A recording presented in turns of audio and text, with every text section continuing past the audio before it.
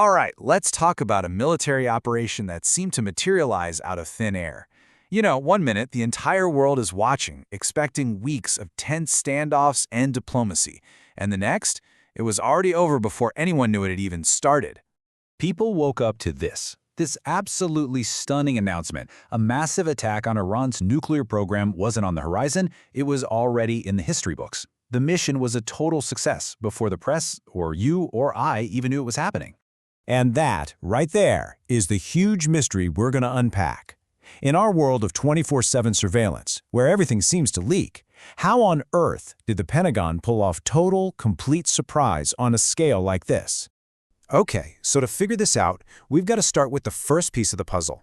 What actually went down on the ground, and, just as importantly, how did the world find out about it? The targets weren't small. We're talking about 3 of Iran's most heavily fortified, best-known nuclear sites. And in a single, perfectly coordinated strike, their nuclear capabilities were, to use the administration's words, completely and totally obliterated. And here's what's so wild. The news didn't come from some late-night press conference or a leak to a major newspaper. Nope, it broke right on Truth Social. President Trump announced the whole thing himself, completely bypassing the traditional media. Why? To guarantee there was absolutely zero chance of a leak before every single plane was safely home. But, controlling the message was just one piece of the strategy. The first real layer of secrecy wasn't digital at all. It was a bold, almost old-school bit of physical sleight of hand. This, right here, shows you the genius behind the deception.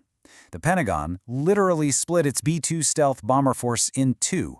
One group, the Decoy, flew west toward Guam, a very public, very loud move designed to get every satellite and intelligence agency in the world to look that way. But while all eyes were on the Pacific, the real strike package, the Hammer, slipped out the back door, heading east under total radio silence.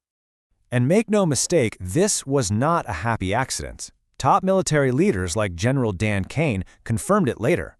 This was a carefully planned deception, known only to a tiny handful of people.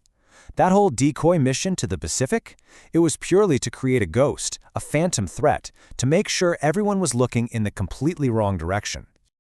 I mean, just try to imagine the discipline that takes. For 18 straight hours, these crews flew halfway around the world. They refueled in mid-air multiple times, and they did it all without a single radio transmission. Just complete, total silence.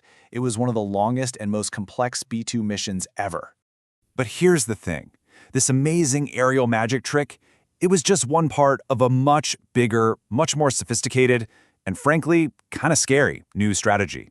And that bigger strategy is all built around a central idea, a military doctrine that really made this whole thing possible in the first place. So what is it? Well, here's the key. The goal isn't just to hide what you're doing. The goal is to actively shatter the enemy's ability to think, to break their ability to coordinate, to make them doubt everything they're seeing. It's about taking the fog of war and turning it from a condition of battle into a weapon you can aim. Even the Secretary of Defense, Pete Hegseth, talked about this. He said the secrecy itself was a strategic win. He called it historic that these massive bombers could fly in, drop their bombs, and fly all the way back without anybody on the outside knowing a thing. Okay, and this is where it gets really modern and really unnerving.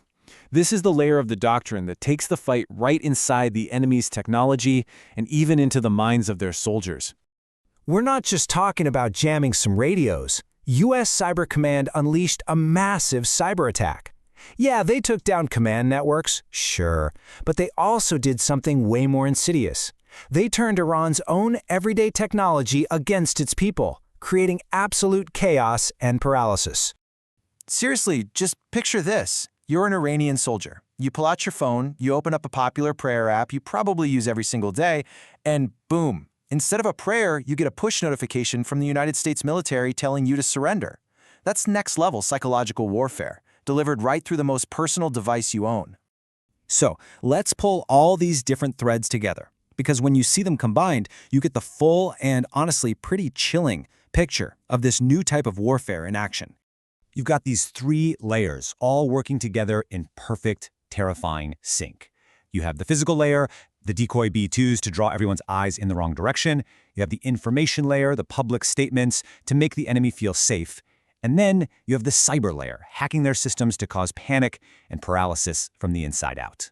And here's that information layer in the real world. Just 2 days, 48 hours before those bombers were in the air, the White House press secretary is reading a statement saying the president's decision is still weeks away.